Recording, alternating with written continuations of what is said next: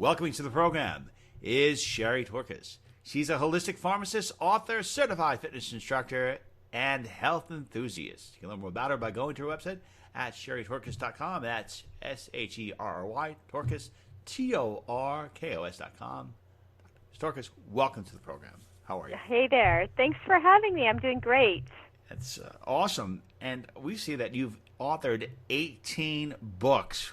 Wow, that's pretty awesome. Yeah, it's so funny because I really never aspired to be an author. I went to pharmacy school, and I had thought at the time I'd be practicing pharmacy in a regular pharmacy the rest of my career. And then before I knew it, one thing led to the next, and I was open to these opportunities that presented, and I started writing articles and magazines and then booklets and books, and and here we are today. 18 books and booklets, which I'm very proud of, and awesome. it's been a good journey. Good. Well, today we're going to focus a lot on health because on our show we do a lot with metaphysics, the metaphysical causes behind some of these, but straightforward. I think we should know about some of their health ailments. And one of the questions I have all the time is, when do you call the doctor? When you are sick, when your wife or spouse is sick, your children are sick, what are 3 indications when over-the-counter medicine is not going to cut it, when you should call a doctor?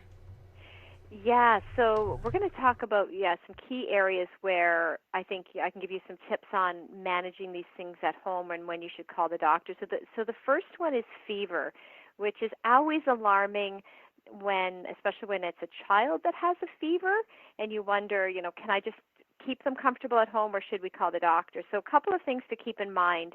And the first is that fever is how your body naturally responds to a potential invader, whether it's a virus or a bacteria. And as we get into cold and flu season, seeing a lot of sick people, they are coming down with different bugs, and typically if it's a cold, you might have a low-grade fever. If it's a flu, you often have a sudden onset and a high fever. Not all fevers really need to be medicated, and I think that is something that may surprise people. I think often when there's a fever, you think, I got to give my child or myself some Tylenol or ibuprofen or aspirin to take care of the fever. But when you do that, sometimes you're working against your body because your body raises its core temperature to fight off that potential bug. So when you're sick, can you go in the sauna if you have a fever? Is it better to go in the sauna? Is that something that's going to help you fight the infection? Is there any other holistic ways to fight? There are some practitioners that will do that, and actually there's even some really interesting therapies for Lyme disease and other things where they, in a medical setting, they'll actually raise the body temperature to a certain point to try and kill off different bacteria and germs and things like that. I wouldn't recommend a sauna. What I would recommend for a child in particular is if they have a fever, you want to keep them comfortable, so don't overheat. Let their bodies naturally cool by, keeping them dressed in layers, taking off extra blankets, because a high fever can actually be dangerous for kids. You can get seizures, and it can, convulsions and things like that. So there's a point where you do need to see the doctor. And for older children, that point is about when the temperature gets to be about 104. But otherwise, what I would suggest is just using a cool compress on the forehead. Make sure the child or yourself, you're drinking lots of fluids, because one of the greatest consequences with fever is dehydration. So you want to combat that, stay on top of it, lots of fluids, juice, things like that, stay hydrated. And if the person is experiencing pain or discomfort, achy, and they need some medication, then you can take a little acetaminophen, which is Tylenol, or ibuprofen, which is Advil, things like that. When it comes to ibuprofen, I have a lot of hesitations about that. I do not like that one at all. And is it any alternative to ibuprofen or any of the other over-the-counter medicines that would be considered like natural? Is there a holistic approach to either one of those? Yeah, so the challenge with ibuprofen is that it does cause quite a few side effects. Now, if you just take 1 or 2 doses, probably not a big deal. But when ibuprofen is taken regularly, it's associated with causing stomach bleeding and ulcers. It can be hard on the liver and the kidneys. So I'm also not a fan of taking that regularly. I think 1 or 2 doses would be okay. But in the case of a fever, Tylenol, which is acetaminophen, that can be used to lower a fever. There's also homeopathic remedies that you can pick up in the pharmacy for treating fever. I'm not a homeopathic doctor, but there are some that are just simply called fever, and they have other names that kind of say what they do, and they're a combination of homeopathic ingredients that you can use. But typically these things will run their course. The body will not stay in an elevated state for a long period of time. It may be, a day or two, but you would want to get in touch with a doctor if you're dealing with a really high fever, so again, over 104, or if you have a baby who's less than 3 months. If the temperature goes up to over like 100.4, that can actually be dangerous with a little one because that can quickly escalate into something more serious, so that's a good time to get in touch with the doctor. And now I'd like to ask you some questions about cold, coughs, respiratory problems. I know we hear these things all the time saying, hey, it's cold, it's the cold season, it's the flu season. I wonder if that's some kind of fear-mongering thing that's put out by the pharmaceutical industry saying, it's the flu season, we get all freaked out because I know that it's cold, but do people necessarily always get sick during this period of time? I mean, I thought that the diseases would spread a lot easier during the summer when there's less out there resistance. I mean, I figured it would be human that people get sicker even faster, but I don't know. Yeah, I know. It's funny how that works. And I've had people, like even my mother has said to me, she feels that if she goes outside in the cold, she catches a chill and she gets a cold. And I said, no, Mom, colds are caused by viruses. You have to be exposed to the virus. Going out in the cold weather is not going to give you a cold. Typically, you get any one of a number of rhinoviruses. There's like 200 different viruses that cause the common cold. And, it starts often with the sneezing, congestion, cough, runny nose, and it'll run its course in about a week. And there's certain things you can do to speed healing or make yourself feel more comfortable. With the flu, people get more alarmed with that because it's a sudden onset and you just feel like you're dying. Your bones hurt, your muscles, your joints. You have a high fever, you're achy. But usually a flu comes and goes quicker, so you're better in a couple of days. But with both of these situations, if you don't get better, or if you have an extremely high fever, or if you have a child that has other symptoms such as difficulty breathing, or gasping, or chest pain, or ear pain, or neck pain, that could indicate that there are other types of infections going on. Sometimes what happens is you'll be experiencing a cold or a flu, your immune system gets weakened, it's taking a toll on your immune system, and then you'll develop a secondary infection such as a pneumonia or bronchitis or something like that. And sometimes in those cases you need to see a doctor and have an antibiotic. So those would be some of the turning points there. But otherwise, as a holistically oriented pharmacist, things that I would recommend for helping with a cold and cough, some natural things that you can find in the pharmacy such as vitamin C. It can help to speed healing. Echinacea is very good as well, and it's safe for those that are 2 and above, and even for pregnant women. Echinacea is one of the few things that's safe. Zinc is also good. It's antiviral, antibacterial, can help speed healing. It doesn't taste the best, and you can get a bit of a metallic taste in your mouth, but zinc can be helpful, and even good old chicken soup. So there's some evidence that chicken soup contains, because of the nutrients it contains, that will help to promote healing of the body. Plus, it also gives you that good nutrition. And then I would also consider using honey for a cough or a sore throat, and that's safe for those that are 1 and above. Well, I want to reveal to you one of my tips, and please tell me if this is right or wrong on this one, but when I go on the airplane, I'm so sick of seeing people going coughing, spreading that disgusting air. So what I do is I always wear the mask. And what's really awesome about that is since I started doing that, I really don't get sick on the plane, and no one wants to have a conversation with you, which is awesome.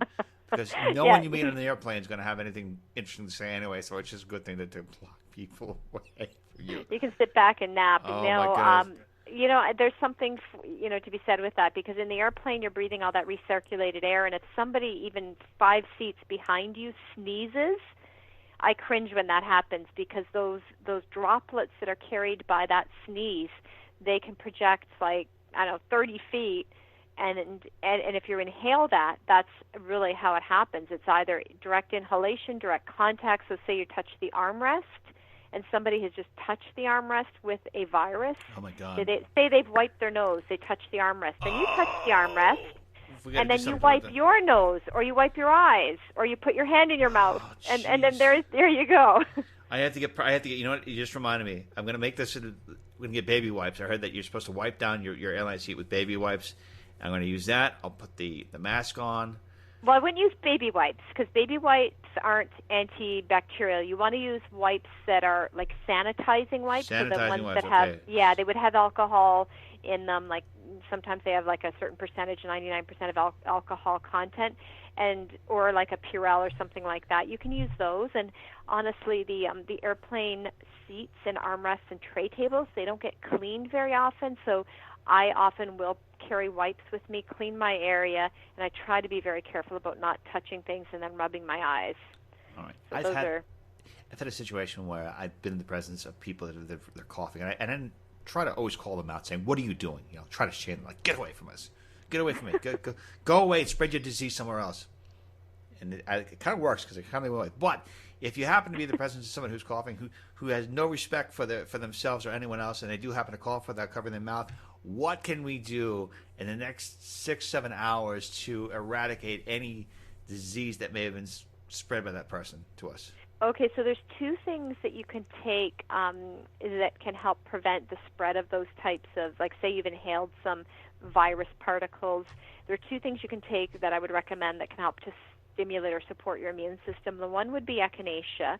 There's certain types of echinacea purpurea that have been studied. The one that I recommend is called echinophorus, and it has been very well documented through clinical studies. So that I would recommend. And the other is a silver product. It's called Sovereign Silver, and they have really good evidence behind that showing that it has antiviral, antibacterial, anti-inflammatory properties, and I travel with that as well. So these are part of what I bring with me when I'm traveling, just to kind of stay safe and help to preempt some of these issues from occurring.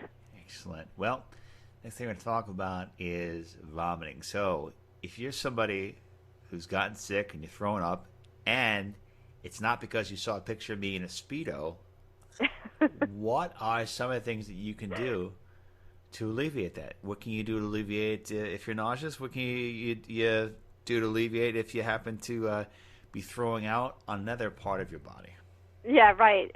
Going from both ends. And that Yes. happens, too. Sometimes you get a bug and you're up and you have diarrhea. So there are a few things that I would recommend. First is to keep in mind that just like fever, vomiting, and diarrhea, that's how the body is reacting to, again, a potential bug or invader. So it's seeking to purge the offensive organism or germ or whatever's attacking the system. Typically, I mean, not all vomiting and diarrhea are caused by bugs, but quite often that is the culprit. So whether you're traveling or you've eaten some food that's gone a bit funky, there's also viruses that circulate this time of year, like norovirus, rotavirus, other viruses, and there's just a lot of things that go on this time of year that can lead to episodes of vomiting and diarrhea. So the first thing I would say is to, when you're able to keep things down, to make sure you drink lots of quality fluids, so water, or also Pedialyte, which contains the right balance of sugar, salt, and water so that you don't get dehydrated. Pedialyte is a good formula for children, and again, it's got that right balance of the nutrients and the fluids that you need, because one of the most concerning consequences of vomiting and diarrhea is getting dehydrated, and that can actually be very dangerous, especially for little ones. So what I would recommend, so diarrhea in particular, again, body's trying to purge itself of something. There are formulas you can find in the pharmacy that are not drugs. There's something called Diarescu, and it's Diaresq, and that is contains colostrum and egg solids. And it's not a drug. It's a food for special dietary use. That's what it's actually classified as. And it comes in a little packet. There's a box, and you get 3 packets, and you mix this packet of powder with water, and it comes in with a little cup. And it works with your body's own mechanisms to help alleviate the diarrhea. It helps to restore normal intestinal function, and it works really quickly without the side effects that you see with some of the drug products. And I've done some consulting work with that company, and according to their research, what they show is it can resolve most cases of pediatric diarrhea in about 24 hours. And I think the same would go with the adults too. So I always, since I found out about this, I travel with it, and I have a 9-year-old boy, and I'm planning on taking him to Mexico next month. So I'm going to be packing the Diarescue with me because, yeah, I mean, it's not fun if you come down with these things and you're traveling, and especially if you're at a resort and then you have to see a doctor there or try to go into a village and get help. So it's a really good formula, again, because it's not a drug. Some of the drugs that you see in the pharmacy that are used to treat diarrhea are not even recommended for children. In fact, the Diarescue is the only thing that I've seen that's safe to give to children as young as 1 year of age. So I think that's a great thing that it can be given even to the little kids. Well, it's good. You should know about this. And I'm one of the few people I know, Sherry, that actually it doesn't mind when I have diarrhea or vomiting, because I look at it this way. I'm like, oh, great, I don't have to go to the gym. I'm going to lose some weight. And my family prefers that I don't say that and announce it at family gatherings, but I just feel it's important. I have to let people know. I said, hey, listen, don't. Well, that is certainly it is something that happens. You lose weight, but usually the weight loss, hate to tell you, is temporary because you're losing a lot of fluid. You get dehydrated once you start eating. It's the illusion. It's the illusion. Oh wow, look at me! It's the illusion that you're like, look how far I've come, and it's like, it's temporary, but it's just nice. It's kind of a cleansing in a way. Like when you have a big bout of diarrhea, like the body is purging itself, and the only problem is it can be uncomfortable in the meantime. And like I said, most of the products you'll see in the pharmacy, like Imodium and other products, they do carry side effects, and they work completely different. A lot of them work by slowing down the movement of the intestines so that rather than eliminating the offending agent, you're kind of keeping it inside. So it seems counterintuitive. What's unique about the Diarescue is that it contains these natural ingredients, the colostrum and the egg solids. And so these the egg solids and the colostrum, they contain nutrients and also immune factors that just work with the body and help to restore balance. So I love that. Well, Sherry, I'm vegan. I try to eat as clean as possible whenever I can. And I wonder if the people that love the GMOs, that love to eat meat out of a straw and, all the other, like going to McDonald's 4 or 5 times a day, I wonder if they actually have an advantage.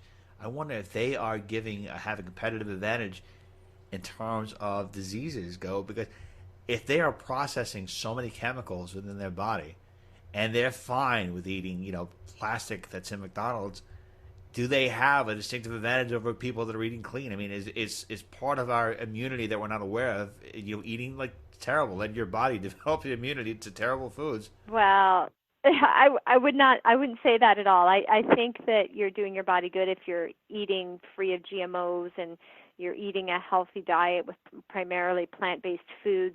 I mean, when you're eating meats, certainly there's hormones, there's antibiotics, even pesticides. Like pesticides can be sprayed on chickens, and then you can ingest that. And so I really believe in eating foods as close to their natural form as possible. So if you're eating meat, eating the free-range, hormone, antibiotic-free.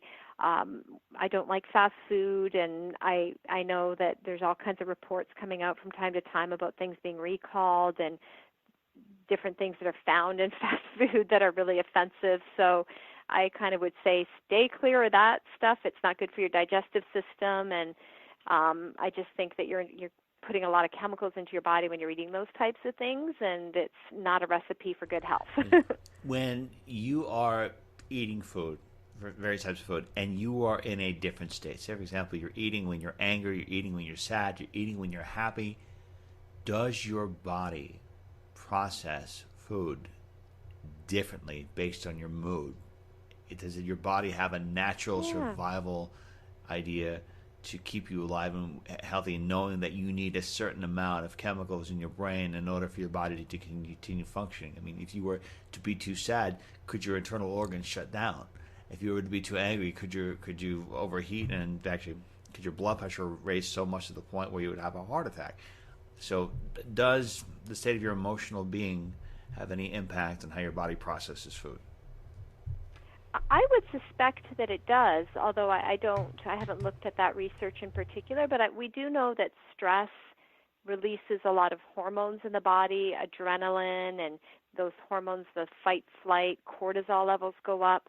We know that when you're under a lot of stress, blood flow and digestive capabilities in the stomach are impaired, because when you're in a real state of heightened stress, your blood is shunted to your extremities. It's that whole fight-flight mechanism that we're equipped with from an evolutionary perspective, so that we can, fight off and protect our families and be able to run and things like that. So we do know that when you're under stress, it does impair digestion. It can cause gas and bloating and stomach pain and affect how your body digests and processes food. So yeah, I think there's evidence in that area. I don't know about just being sad or blue. Perhaps there is a connection there. I know that when people are sad, they often crave foods like comfort foods, carbohydrates and sugars and sweets and things that give them that temporary little feel-good fix. So there's a connection there between food and mood, and the foods that we crave when we're in a certain mood. People often that struggle with their weight find that sometimes snacking and binging and things like that are tied into the way they're feeling. So yeah, I think there's definitely something there. Sherry Torkos, pharmacist, author, certified fitness instructor, health enthusiast. I want to thank you so much for being with us today. You can learn more about Ms. Torkos by going to her website again, and that's Sherry Torkos, Torkos.com. Ms. Torkos, pleasure to have you with us. Thank you for being on our program. Thank you. It was a lot of fun. I enjoyed it.